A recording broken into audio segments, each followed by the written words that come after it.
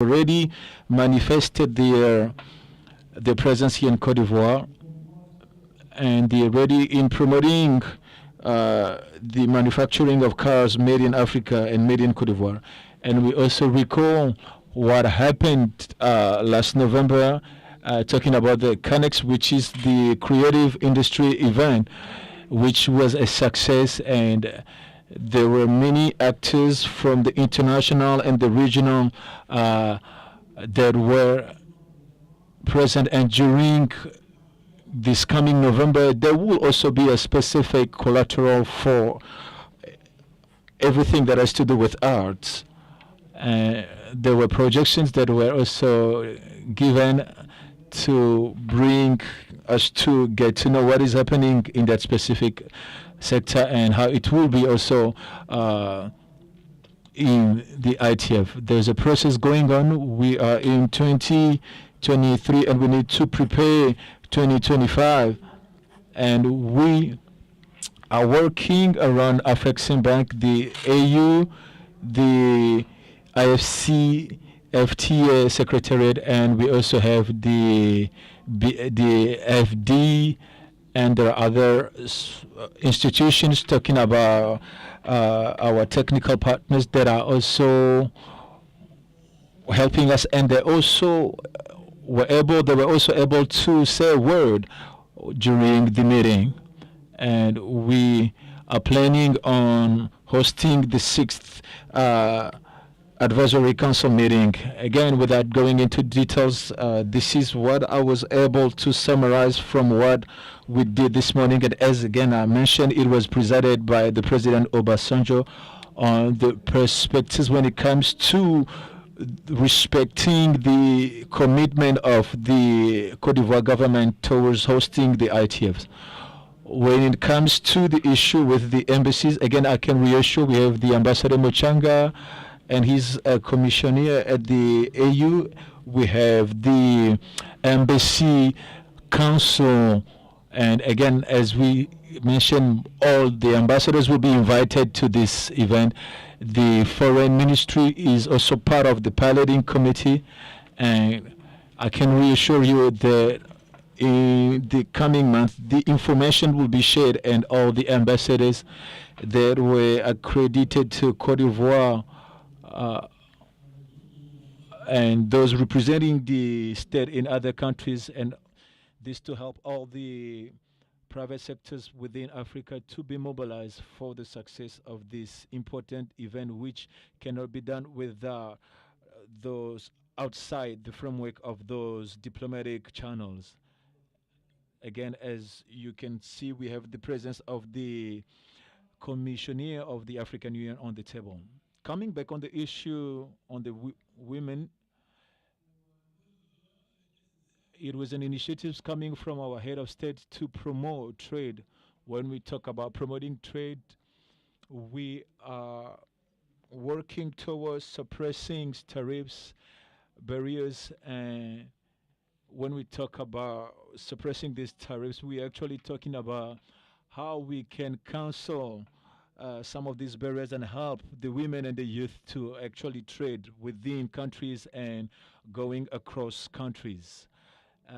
Again, looking at the arrangements from the AFC-FTA, the Cote d'Ivoire people from Cote d'Ivoire should be able to go down to the Cape and also trade without any challenges. And we're working towards that, helping the women that are busy involved in trade to do it without any challenges. And I think this is what the IFC-TF is promoting, and the creation of the free trade zone. And when it comes to our regional economic region, talking about the ECOWAS, that is why we had this engagement about the IFCTA, and some of the state have not yet ratified this. But again, we are working on making circulations, helping people to move freely across countries within the region, and also to help them to trade freely. And this to help us to overcome the challenges that is ours when it comes to creating opportunities for trade. Thank you. Other contributions? Yes. Moderator, there are two questions specifically targeted at me. The first one was how is it going to accelerate implementation of the agreement establishing the African Continental Free Trade Area? And the other one was the question of capacity building. Let me indicate by saying that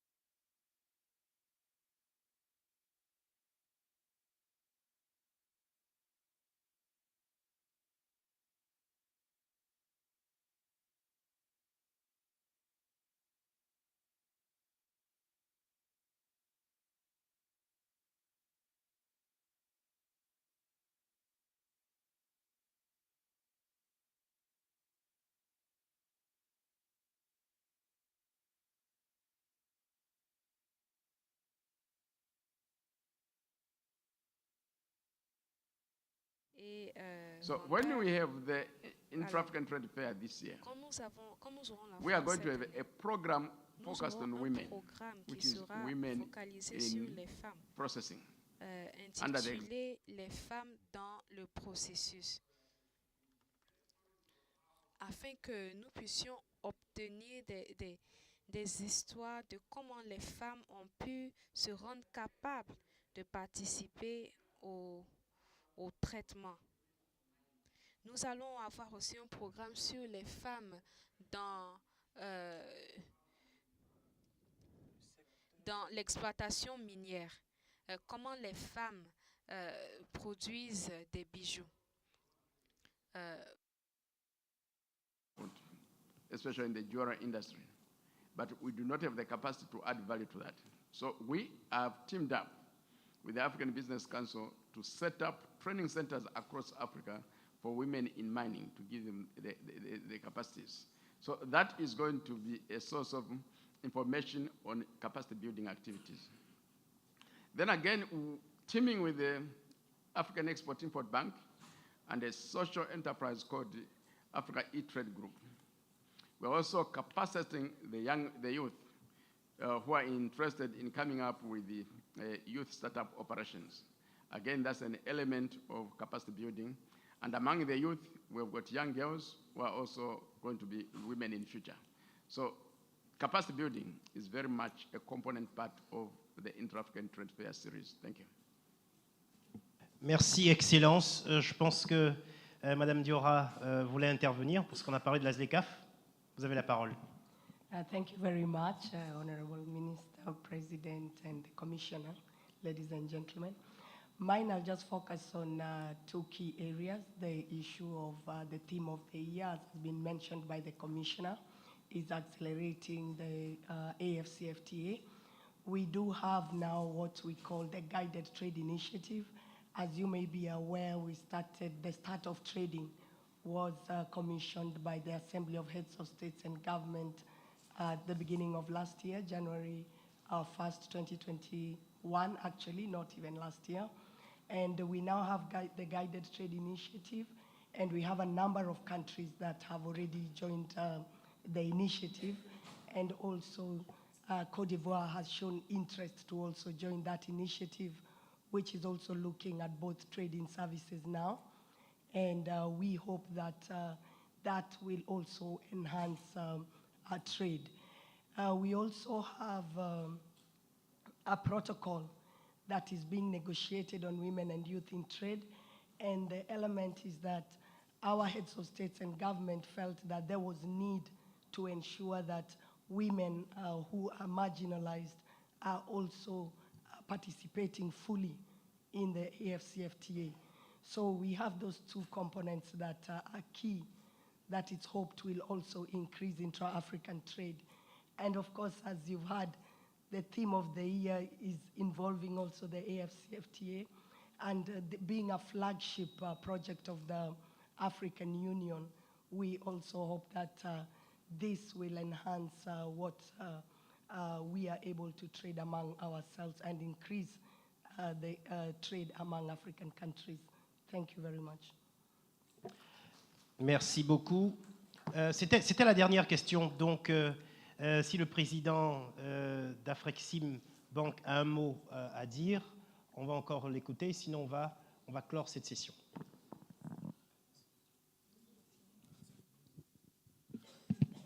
Thank you. Just to thank you, the press, and really encourage you to give the event that are coming up, that is the Inter-African Trade Fair, the good publicity it deserves so that you can contribute to its success. I would also like to, on behalf of our colleagues, the partners organizing the Inter-African Trade Fair, to thank the people and the government of Côte d'Ivoire under His Excellency President Ouattara, and the Prime Minister, and the Minister of Trade, and all the colleagues of theirs for the strong support we continue to receive, and hope that working together as we are doing now, we'll be able to deliver something that we will all be proud of, something that will enable us push ahead with the continental agenda of stronger regional cooperation, stronger regional trade, and also pushing forward the Africa Continental Free Trade Agreement implementation. Thank you very much. Merci, Président Orama. Merci infiniment, Monsieur le Ministre. Un dernier mot, sinon on a fini. On a fini? Il faut que vous leviez la séance. Bien, merci. Je voudrais encore une fois vous remercier pour votre attention, également pour toutes ces questions très intéressantes qui ont été posées avec les réponses qui ont pu vous être données. Et pour vous dire qu'il y a des sites Internet, notamment mis en place par IATF, par Afrexim Bank, et toutes les informations sont disponibles. Au fur et à mesure, vous pourrez trouver en fait sur toutes ces plateformes en fait les réponses à vos préoccupations. Et pour finir, en fait, ce que je voudrais peut-être ajouter, c'est de dire que les jeunes sont pris en compte dans l'organisation de IATF. Il y aura un pavillon spécial dédié aux jeunes start-up dans le cadre en fait de cette organisation. Et également, il y aura les possibilités que les jeunes puissent rencontrer tous les spécialistes, tous les investisseurs en capital risque, en fait. Donc, Je voudrais, pour terminer, à la suite du président Orama, inviter en fait les populations africaines, les populations ivoiriennes, tout le secteur privé, je veux dire, à participer massivement à la 3e édition IATF qui aura lieu du 21 au 27 novembre prochain. Et nous comptons sur la presse pour passer le message, en tout cas d'aujourd'hui jusqu'au 21 novembre, pour que ça soit un succès, pour que la Côte d'Ivoire soit, comme je dis, soit la place où il faut être durant en fait cette semaine du 21 au 27 novembre prochain. Je vous remercie. Merci. La séance est levée. Voilà. Merci pour tout, monsieur le ministre. Alors, c'est terminé. Je rappelle que tout à l'heure, on a le roadshow avec le secteur privé. On aura des interventions, mais également un panel.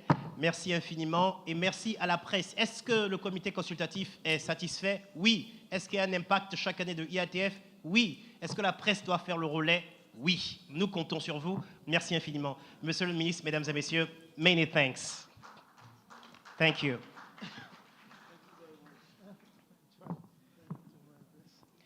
Et n'oubliez pas de laisser don't forget to leave the translation headsets on your seat when you go outside, around the table when you leave the room. Thank you.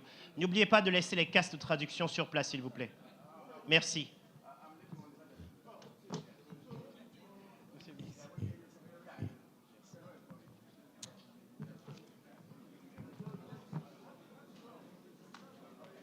Il dit non.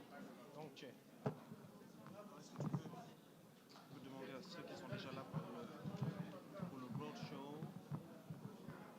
Ah ben tu l'as déjà annoncé? Oui.